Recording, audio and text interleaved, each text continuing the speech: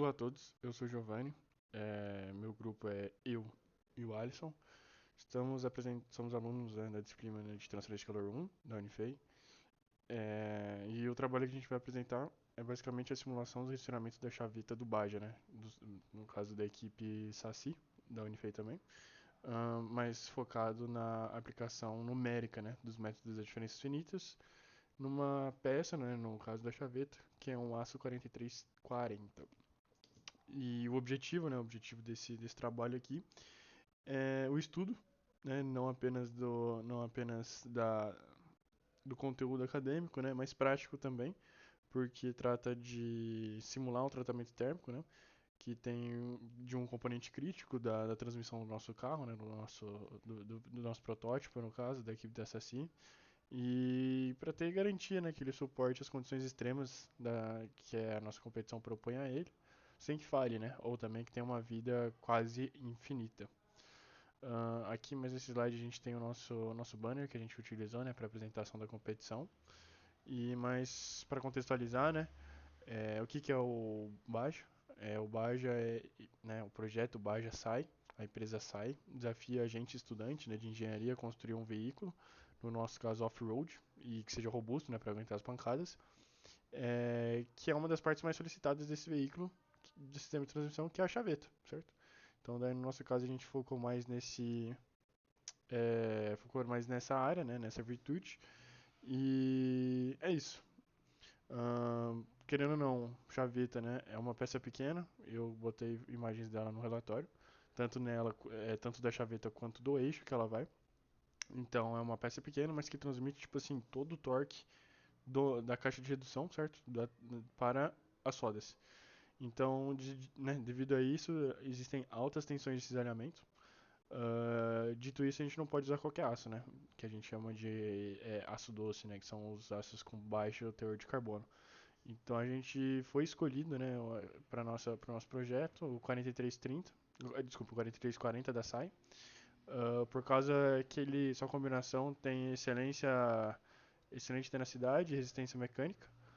E para atingir as propriedades ideais precisas, a gente teve que fazer o tratamento de têmpera, uh, né, que consiste em aquecer o aço a uma certa temperatura e resfriar ele muito rápido, né? Então, com um tempo, tipo assim, muito pequeno. E qual que é o problema disso, né? Qual que é o problema desse resfriamento? É que se ele for mal controlado, se ele for mal calculado, bom, tem várias variáveis, né? Se ele for mal ou a distribuição de calor não estiver completamente certa, homogênea no caso da chaveta. Então, devido a esses grandes problemas, esses grandes incógnitas, é sugerido que faça uma análise de métodos finitos, né, de diferenças finitas, desculpa, ou com aplicativos de métodos finitos como ANSYS, ou até mesmo com o MATLAB que foi usado, né, por meio de códigos ou algoritmos.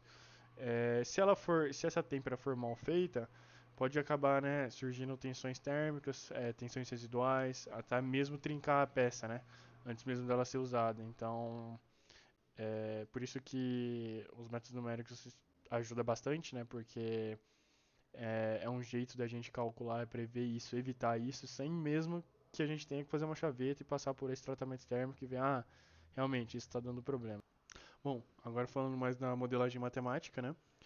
Entrando nessa parte mais técnica, a gente começou a fazer a modelagem física do problema, né? Pela equação da difusão do calor e né, que rege todo o nosso problema.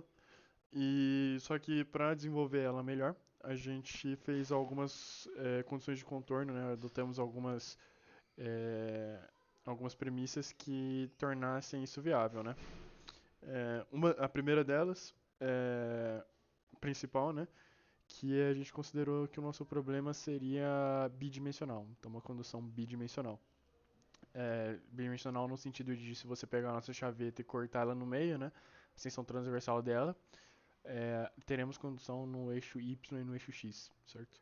Então, esse foi uma das premissas. A segunda delas foi que assumimos que as propriedades do aço, né, que a gente simulou permanecem constantes durante o tratamento inteiro, né? Quais são elas? Quantidade térmica e o calor específico, por exemplo. Né, que a gente pegou, se não me engano, as informações dela a gente pegou na biblioteca do ANSYS. Ela atende da maioria dos ácidos, né, da maioria dos materiais. E também a gente desprezou o fluxo de calor nas pontas da chaveta, né? Que seria o fluxo. Que seria o fluxo no eixo Z, na verdade, né? Para focar apenas na seção transversal, porque como a seção transversal dela é menor comparado ao seu comprimento, né? Então a gente pode desprezar, no caso aí, no eixo Z, né? No caso que seria. Ah, novamente falando, né? Mais sobre a equação de difusão do calor. Nesse caso, como a gente desconsiderou a transmissão no eixo Z, aqui, né, a gente pode ver no slide que a gente só tem a transmissão, né, as derivadas, as segundas derivadas, no caso, em relação a x e y, no caso, né, com variação no tempo. Bom, agora para falar mais do método das diferenças finitas, que foi adotado pela gente. A gente seguiu como referência, né, do nosso relatório, a gente pegou um TCC. Como a análise analítica seria complexa, o método das diferenças finitas, né, que é por malha, por nós, acaba se tornando muito mais viável e muito mais rápido. Mas, né, no caso. Então, a ideia central, certo, do método é pegar a nossa peça, no caso que seria a chaveta, e colocar uma malha em cima dela. O que seria essa malha? A malha seria mais ou menos isso que está na direita. Seria, é, bem falando assim, bem porcamente, seria como se fosse esses quadrados, né? Fazer esses quadrados em cima dela, distribuir ela igualmente, tentar distribuir igualmente, claro, né? Onde esses pontos azuis são os nossos nós.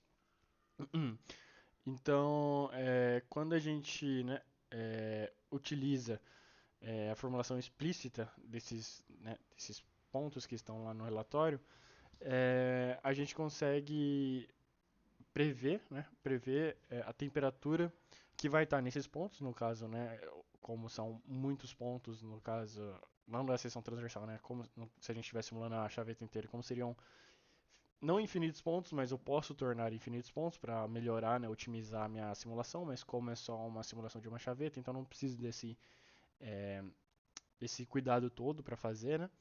Então, é, basicamente é isso. A gente usa as temperaturas em volta, ao redor, né, nos pontos, para prever a temperatura que estará no próximo segundo, né, um delta T tendendo a zero. Então, é basicamente assim que funciona, né? E a gente também adotou que, né, as malhas têm tamanhos uniformes e, né, que delta x é igual a y. E ali tem mais alguns índices e... Bom, agora, né, para rodar a simulação pelo computador, definimos três parâmetros de entrada. Primeiro a malha computacional, né? Então a gente pegou a seção transversal da chaveta, e refinamos para uma malha de 51 nós por 51 nós. Que no caso, né, como eu falei, não precisa de um refino tão grande, né, para botar infinitos pontos, né, infinitos nós no caso. Então, essa quantidade de nó a gente simulou e viu que deu uma boa resolução, certo, para capturar para pegar fazer esse mapa térmico de gradiente de temperatura. Então, esse foi um dos fatores. O outro fator foi os parâmetros físicos, que eu botei um acento ali sem querer errado, e a cor também, perdão. Mas pegamos também parâmetros físicos, né, que seriam as condições de contorno. Então a gente simulou aqui uma têmpera normal, certo? Com os valores também que também pegamos com relação a um TCC que a gente viu né, achou na internet. Uh, e basicamente consideramos, né, que a constante convectiva seria 5.000, que é aproximadamente da água, né, quando ela tá não parada, né, mas também não em tão movimento, tipo assim, que ela tem um movimento, sim, tem um movimento, claro, né? Mas é quando você mergulha a peça e gira, certo? Pra quê você faz? Ou gira não, né? Você mexe lá dentro do reservatório de água pra não criar bolhas também, né? E pra ter um resfriamento homogêneo, né? Um resfriamento melhor. E também consideramos outra que seria a estabilidade, né? Que a gente usou esse método, né? Para descobrir, por exemplo, o nosso passo, né? Que seria o nosso ΔT.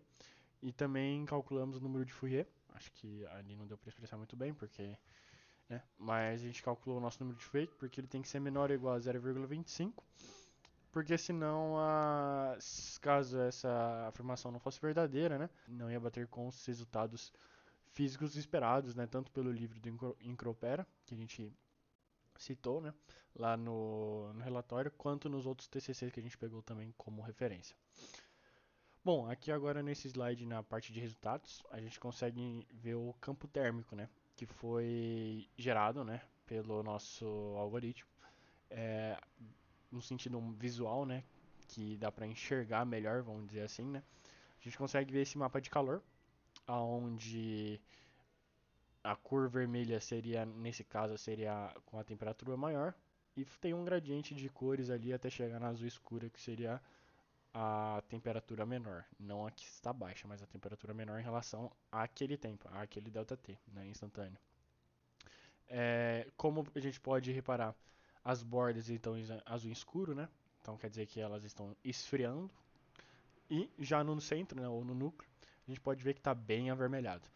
Então, dito isso, como a gente tem um alto número de bio, né, é, que, que realmente confirma que a resistência interna é significativa, então o calor demora para, né, para sair do centro, né, porque como a gente está resfriando, então o calor demora para sair do centro.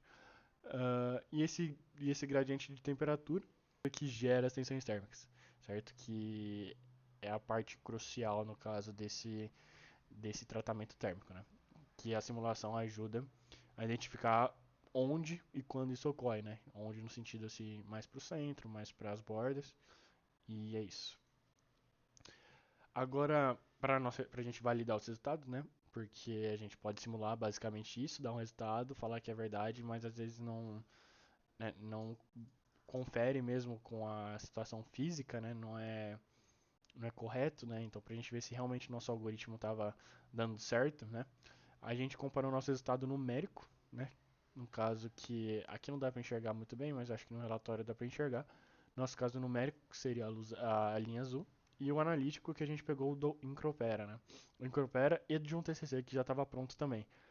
Como a, como a proporção está muito grande, parece que realmente, tipo assim, eles são a mesma linha. Mas como no Excel a gente fez certinho, a gente pegou os pontos certinho, ele dá uma diferenciação, mas é que ali, né, como pelo fato da proporção, parece que a gente tem a falsa impressão que está um em cima do outro, mas é, isso significa, né, isso tem um grande significado, que significa tipo, que o nosso algoritmo ele está realmente não batendo, né, mas ele está bem próximo do que teoricamente teria que dar, né? Então quer dizer que nosso algoritmo está quase se igualando à teoria, né? Isso é bom, isso é muito bom quando a gente fala em relação às simulações, né?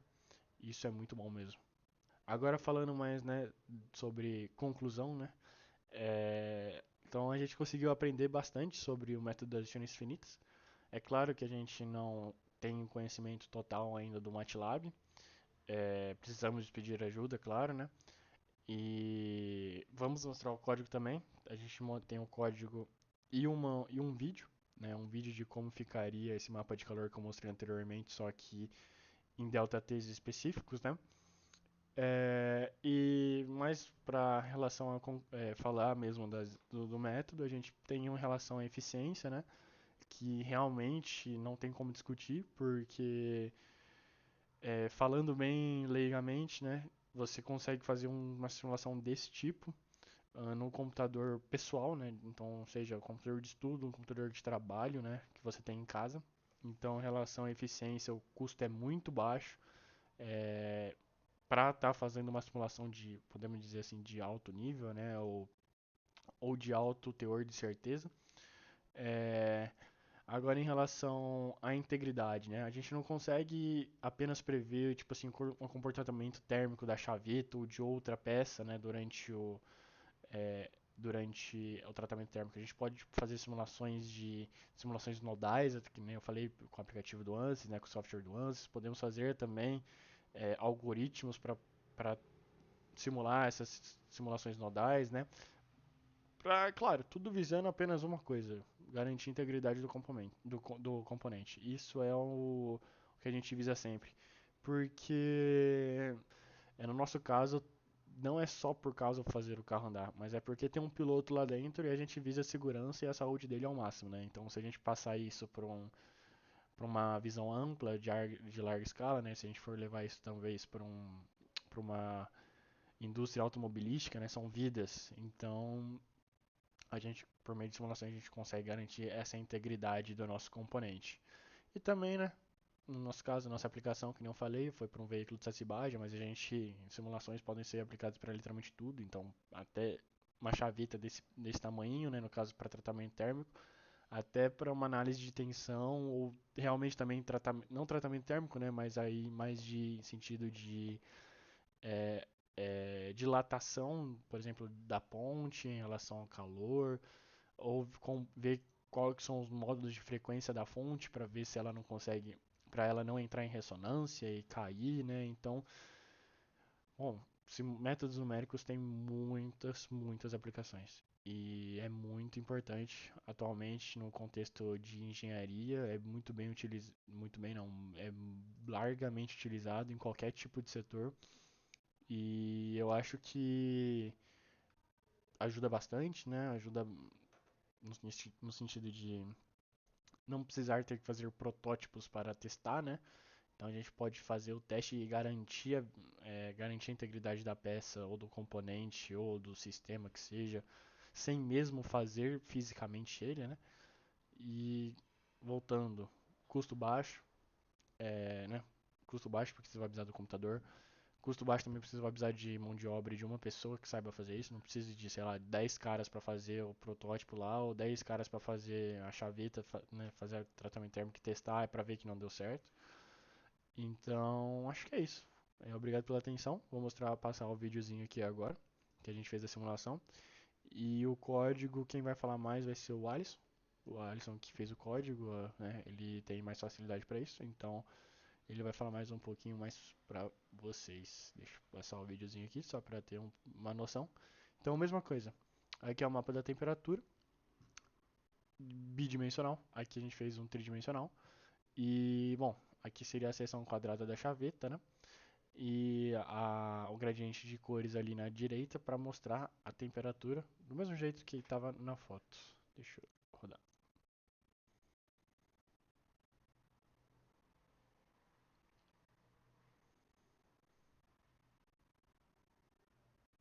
Bom, bem simplesinho, né?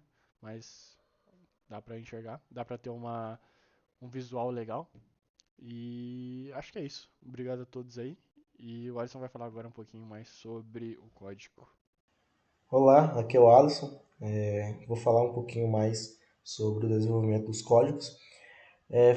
Na realidade, foi desenvolvido dois códigos, um responsável por gerar os frames em determinados frames específicos, em determinado tempo específico, a gente pode inserir um determinado tempo e é gerado a curva de temperaturas com as isotermas desse determinado tempo. E além disso, no final, também é gerado a curva de temperatura pelo tempo.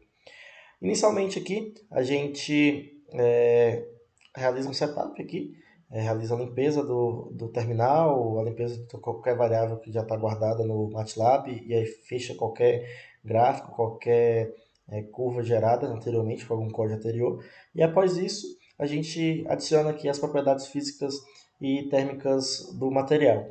O material escolhido foi o SAI 4340, devido às suas propriedades mecânicas e etc. para utilização na chaveta. Aqui a gente adiciona em si o comprimento da seção, densidade, calor específico, condutividade térmica, difusividade térmica e etc. Abaixo aqui a gente é inserido as condições térmicas, né? E isso são a temperatura inicial, além disso a temperatura do fluido, principalmente também aqui o coeficiente de convecção. Aqui está 5.000 por ser a gente está referenciando a água, né? E além disso aqui o tempo total de simulação. Após isso, a gente realizou aqui a adição das condições numéricas, né? No qual foi escolhido 51 como número de nós, assim definindo o espaçamento nodal, né? O intervalo de x sendo igual ao intervalo de y. Consequentemente, tendo o número de células 50 por 50. Além disso, da parte mais, como posso dizer, crítica do código é o desenvolvimento do critério de estabilidade, devido que a gente está utilizando um método explícito de diferenças finitas, né? Assim, a gente tem que definir um determinado passo, né? Para que haja, que esse intervalo de tempo tem que ser suficientemente pequeno para que tenha convergência no resultado, né? Esse critério de estabilidade foi baseado no número de Biot e no critério de estabilidade 2D para convecção. Já aqui mais abaixo tem a parte do bloco de iniciação das variáveis, né, e armazenamento. Com isso a gente armazena a temperatura, né? E vai dando os próximos passos. Além disso, também tem alguns pontos aqui que eu adicionei para gerar aqueles frames, né? Em qual eu quero saber em determinado T. A gente pode adicionar um determinado T aqui e a gente tem o perfil de temperatura, um mapa de temperatura naquele determinado tempo. Além disso, tem aqui que é nada mais, nada menos que o coração do código, né? É um loop no qual realiza o cálculo das temperaturas utilizando as equações de diferença finitas para cada nó. Então aqui nós internos, nós na fronteira e etc. Após isso, né, a gente chega aqui na parte de output, né, que é a parte de saída que a gente nos interessa. Aqui tem a parte dos dois gráficos, né? O mapa de temperatura em 2D e o perfil de temperatura em 3D, naqueles pontos que a gente escolheu lá de frames, né? Aqui tem um for if aqui só para colocar para sair a leitura só naquele ponto específico. Eu estava tendo dificuldade, eu pedi ajuda ao Gemini, a inteligência artificial da vida, para me auxiliar com isso, pois estava gerando vários pontos. Além disso, estava aqui na parte de gráfico final de temperatura versus tempo. Após finalizar todo o loop, é gerado esse gráfico, no qual também é permitido a gente analisar a taxa de resfriamento com o tempo, né? Aí permitindo realizar a análise da têmpera do material, da peça que a gente está realizando a análise, que é a chaveta. Então é isso, a gente vai ali já para o código de animação, é bem similar. Em seguida aqui, né, indo para o segundo código de animação, é bem similar, não tem quase modificação nenhuma. A única modificação mesmo é alteração em relação à geração dos frames, em vez de plotar os frames estáticos, né, sem realizar o desenvolvimento de um vídeo ali. Aqui a gente utiliza essa função, no qual a gente utiliza ali 15 quadros por segundo, e realiza o salvamento de vários frames, daquele jeito que eu realizei no primeiro código, e gera uma animação completa, dando ali, facilitando a impressão e a análise ali da avaliação da temperatura com o tempo. Mas a parte do cálculo é a mesma, a parte de salvamento também dos dados, armazenamento dos dados, desculpa, é a mesma. Então é isso, Nicolas. Bora colocar aqui para rodar o primeiro código e depois a finalização desse código a gente já coloca para rodar a animação. Inicialmente já vai gerando os frames, né? Em vez de ser animado, são aqueles intervalos de tempo que eu eu realizei a escolha. E aqui gera a curva de temperatura pelo tempo e a gente pode realizar a análise da taxa de resfriamento a partir dessa curva. Após isso aqui, já realizando também a, a, a compilação do segundo código, é bem similar mesmo, só que realiza a animação, né, e realiza o salvamento, dá como eu posso dizer, dá para uma análise visual melhor em si. Então é isso, professor. Espero que tenha gostado e até mais. Deixa o like aí pra gente. Até mais, professor.